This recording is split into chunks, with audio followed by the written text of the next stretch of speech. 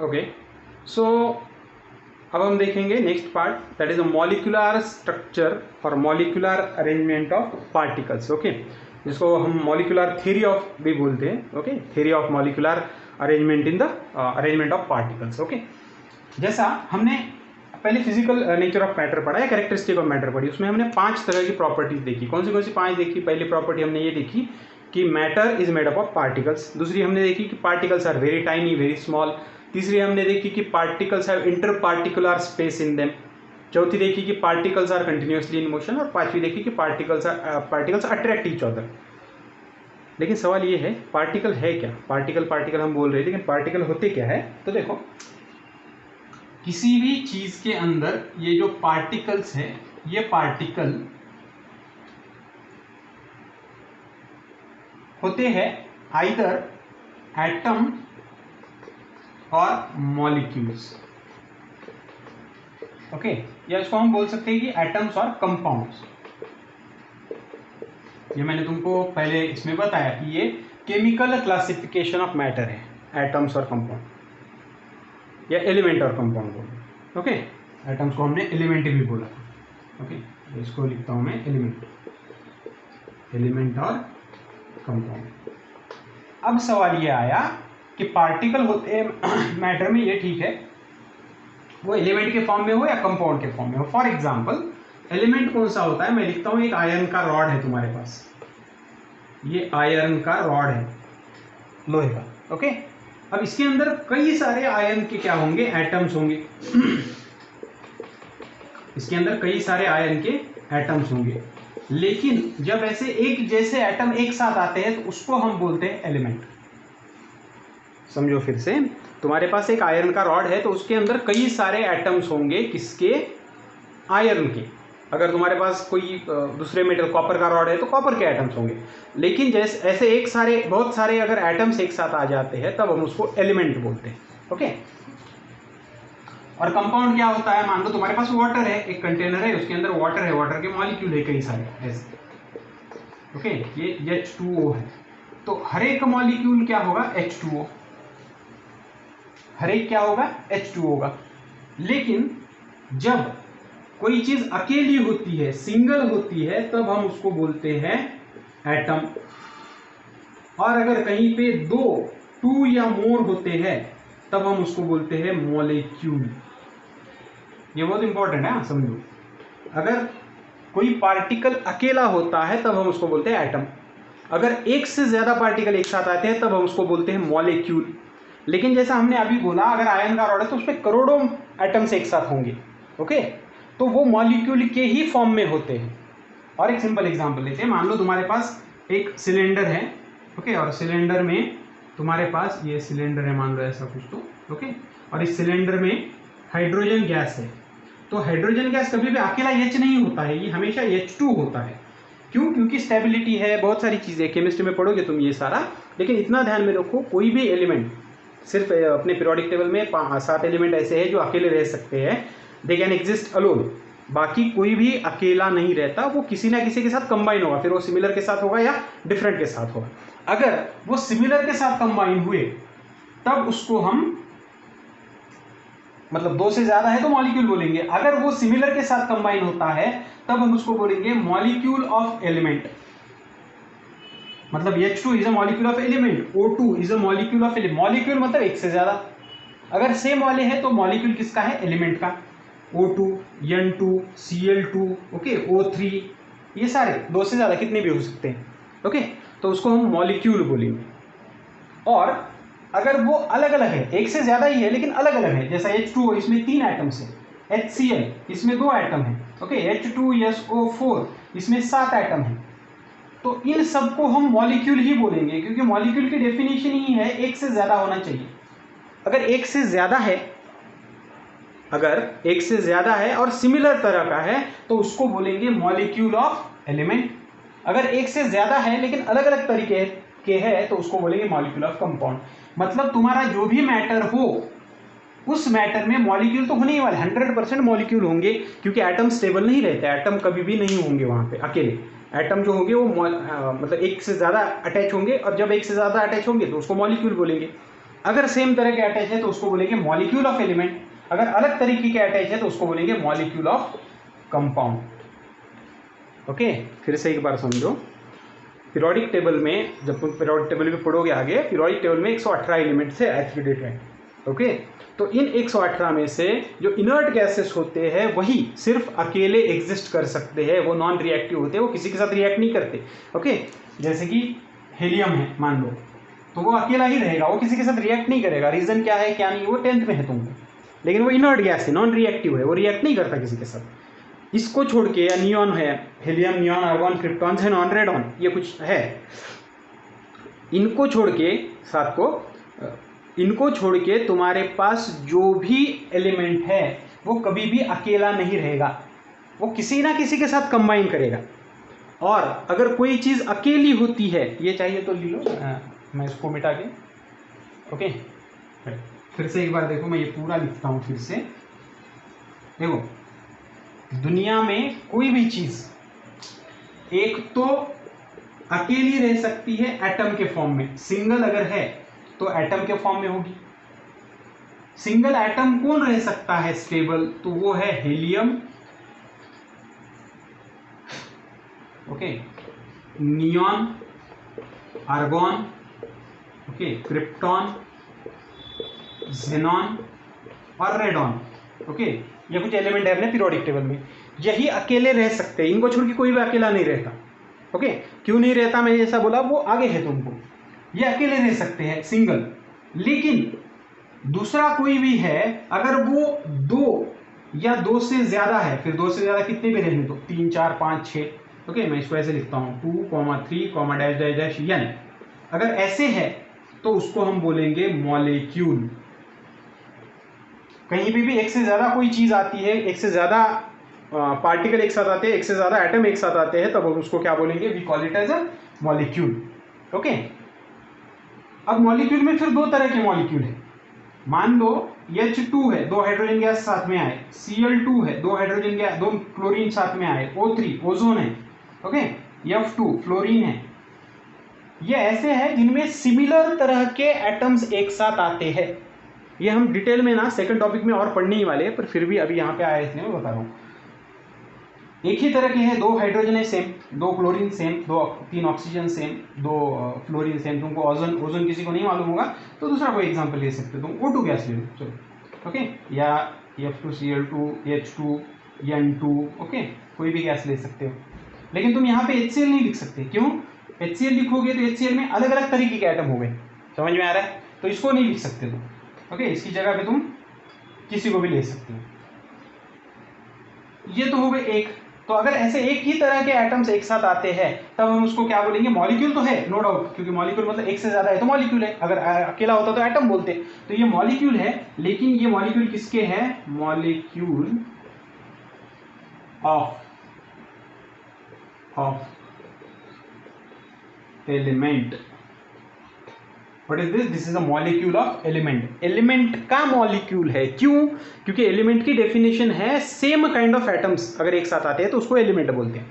Okay, इसको बोला जाता है मूल द्रव्य। एलिमेंट मतलब मूल द्रव्य, सबसे बेसिक मटेरियल। ओके, तो एक ही तरह के होते हैं। और इसके अलावा अगर मान लो कहीं पे HCl है, H2SO4 है, या ऐसा कोई है, तो उसको भी मॉलिक्यूल ही बोलेंगे, क्योंकि इसमें भी 2 से ज्यादा आ गए मॉलिक्यूल। लेकिन ये मॉलिक्यूल किसका होगा, कंपाउंड का। ओके, तो आई होप अभी के लिए तुमको इतनी चीजें बस हो गई। ओके, क्योंकि ये पूरा हम आगे जो सेकंड टॉपिक है उसमें बहुत ज्यादा डिटेल में पढ़ने वाले हैं, लेकिन अभी के लिए इतना। सिर्फ ध्यान में रखो, अकेला है तो एटम बोलोगे, एक से ज्यादा है तो मॉलिक्यूल बोलोगे।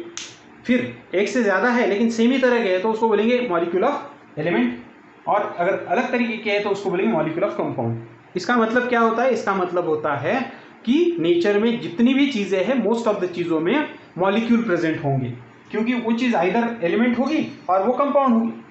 अगर एलिमेंट है तो भी मॉलिक्यूल है, कंपाउंड है तो भी मॉलिक्यूल है, मतलब हर चीज के अंदर मॉलिक्यूल रहने वाला है। ये मैंने इतना डिटेल क्यों बताया, क्योंकि हर बार मॉलिक्यूल वर्ड आएगा, फिर तुमको मतलब कंफ्यूज हो सकता है कि व्हाट इज मॉलिक्यूल या ये। ओके,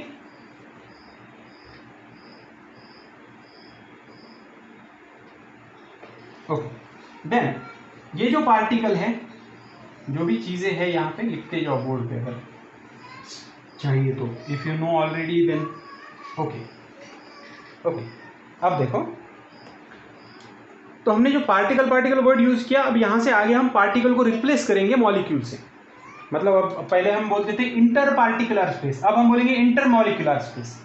ओके, क्योंकि कोई भी मैटर लोगे तो उसमें एलिमेंट होगा या कंपाउंड होगी। ओके, मतलब एक कंटेनर है, फिर से उसके अंदर हाइड्रोजन गैस है, तो H2 H2 H2 H2 ऐसा होगा। तो इसके बीच में जो भी फोर्स है, अट्रैक्शन है, जो भी है, इसके बीच में रहेगा। ओके, दूसरा एक कंटेनर लिया, मान लो उसके अंदर वाटर है, तो water water water water H2O H2O H2O H2O ऐसा, तो उसके बीच में फिर से अट्रैक्शन या जो भी है वो होगा। ओके, तो यहाँ पे हम पार्टिकल को रिप्लेस करने वाले हैं इससे आगे पूरे टॉपिक में with the word molecule. Okay, तो क्यों ये किया वो समझ में आया होगा। तो अब यहाँ पे फिर प्रॉपर्टी हम कैरेक्टरिस्टिक भी बदल सकते हैं, बदलते हैं मतलब वर्ड बदलेंगे। तो पहला प्रॉपर्टी क्या थी कि मैटर कंसिस्ट ऑफ पार्टिकल, यहाँ पे क्या बोलेंगे, मैटर कंसिस्ट ऑफ मॉलिक्यूल। दूसरी प्रॉपर्टी क्या थी कि पार्टिकल्स आर वेरी टाइनी, यहाँ पे क्या होगी, मॉलिक्यूल्स आर वेरी टाइनी। अगर मॉलिक्यूल टाइनी है तो तुम सोचो एटम कितने छोटे होंगे, एटम कितने टाइनी होंगे, एटम उससे भी छोटे। ओके, थर्ड प्रॉपर्टी क्या है कि they are in continuous motion. Okay, fourth property they attract each other. Okay, and fifth property क्या थी हमारी कि जो है वो हम क्या बोलते हैं उसको कि पार्टिकल जो है वो मूव होते हैं एक जगह से दूसरी जगह। Okay, first property particles are matter made up of particles, मतलब मॉलिक्यूल। दूसरी, पार्टिकल्स और molecules are very tiny. Okay, तीसरी, they have inter particular space, यहाँ पे वो स्पेस क्या हो जाएगी, इंटर मॉलिक्यूलर स्पेस। मतलब हमने जो देखा कि वाटर के दो मॉलिक्यूल के बीच में जो जगह होगी उस जगह को हम क्या बोलेंगे, इंटर मॉलिक्यूलर स्पेस। ओके, और इस जगह पे कौन आके बैठता है, फिर शुगर का मॉलिक्यूल। ओके, तो ये सारी चीजें। थर्ड क्या है कि molecule have kinetic energy, and fourth one is molecules are attracted towards each other. Okay, तो इस तरह से, तो ये कुछ इसकी चीजें हैं। अब हमको यहाँ से आगे स्टेट्स ऑफ मैटर जो है वो उसका इंटर कन्वर्जन या उनके बारे में डिटेल में पढ़ना है, लेकिन उससे पहले तुमको दो चीज़ें डिटेल में मालूम होनी चाहिए। एक होती है इंटर पार्टिकल और इंटर मॉलिक्यूलर स्पेस, और एक होती है इंटर मॉलिक्यूलर फोर्स। ये दोनों चीज़ें एक दूसरे से अपोजिट हैं। ओके, एक होती है इंटर मॉलिक्यूलर स्पेस। ओके, इसका मतलब क्या है समझो। मान लो तुम्हारे पास एक मैटर है, उसके अंदर इस तरह के मॉलिक्यूल्स हैं। ओके, तो इन मॉलिक्यूल के बीच में स्पेस होती है। कुछ केसेस में ये स्पेस होती है, कुछ केसेस में स्पेस नहीं होती, कुछ स्पेसेस में कम होती है, कुछ में ज्यादा होती है। मान लो ये सॉलिड का स्ट्रक्चर है। अब ये भी तुमने लोअर में पढ़ा हुआ है, लोअर क्लासेस में, इसलिए मैं डायरेक्ट निकाल रहा हूँ। सॉलिड का स्ट्रक्चर ऐसा होता है नॉर्मली। ओके, अगर तुम इसको हीट करोगे तो उसका कन्वर्जन लिक्विड में हो जाएगा। लिक्विड में क्या होता है, ये पार्टिकल एक दूसरे से दूर दूर चले जाते हैं इस तरह से। ओके, मैंने छोटे बड़े निकाले एडजस्ट। ओके, ये है लिक्विड, और या मैं इसको भी करता हूँ बराबर। Okay, try to draw of equal size. Okay,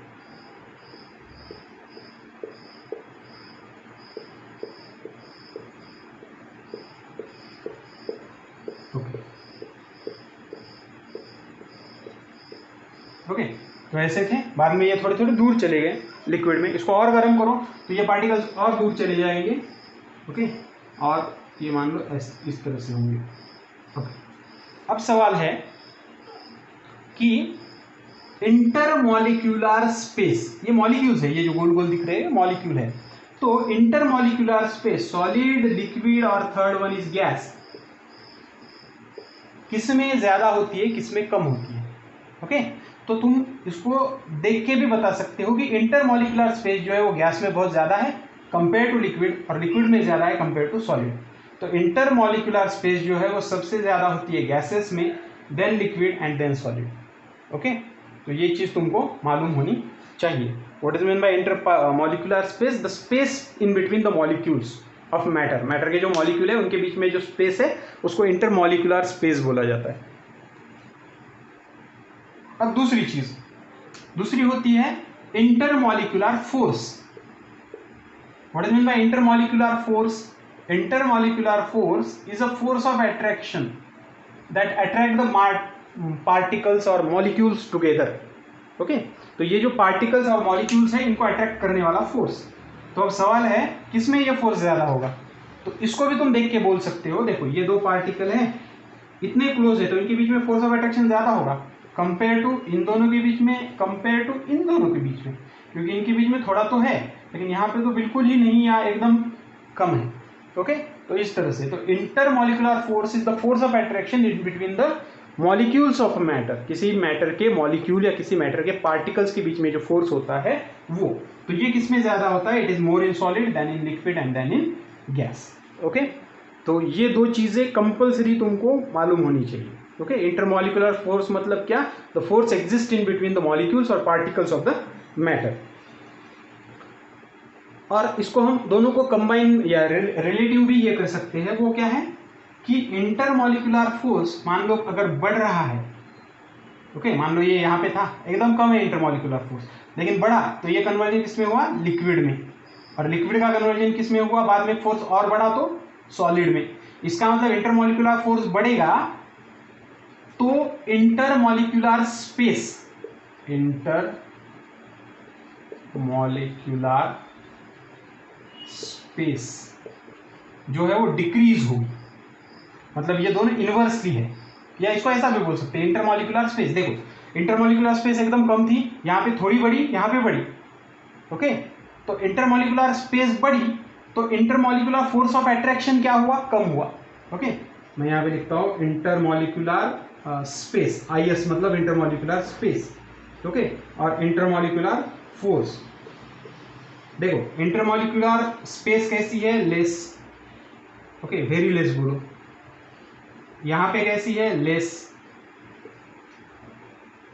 okay, या यहां पे लेस बोलो, यहां पे मोर। ओके, एंड यहां पे बोलो वेरी हाई। देखो यहां पे स्पेस कैसी थी? कम थी, एकदम कम थी। यहां पे थोड़ी ज्यादा थी, यहां पे वेरी हाई, सबसे ज्यादा थी। ओके, और इंटरमॉलिक्यूलर फोर्स ऑफ अट्रैक्शन, यहां पे फोर्स कैसा था? वेरी हाई, बहुत ज्यादा था। यहां पे वो फोर्स क्या हुआ? इससे थोड़ा कम हुआ, तो इससे लेस हुआ, और यहां पे वेरी लेस। मतलब हम क्या बोल सकते हैं? इंटरमॉलिक्यूलर स्पेस जो है वो बढ़ने लगी तो फोर्स क्या होने लगेगा? कम होने लगेगा, या वाइस वर्सा। अगर फोर्स बढ़ता है तो इंटरमॉलिक्यूलर स्पेस क्या होगी? कम होगी। ओके, तो ये बेसिक आइडिया है। इसके बाद तुम मॉलिक्यूलर स्ट्रक्चर समझ सकते हो, फिर वो उसमें कुछ नहीं है, क्योंकि ये इन्हीं दो चीज़ों के ऊपर वो सारे स्ट्रक्चर डिपेंड है, सॉलिड, लिक्विड और गैस के। ओके, तो आई होप यहाँ तक समझ में आया होगा। Okay, thank you.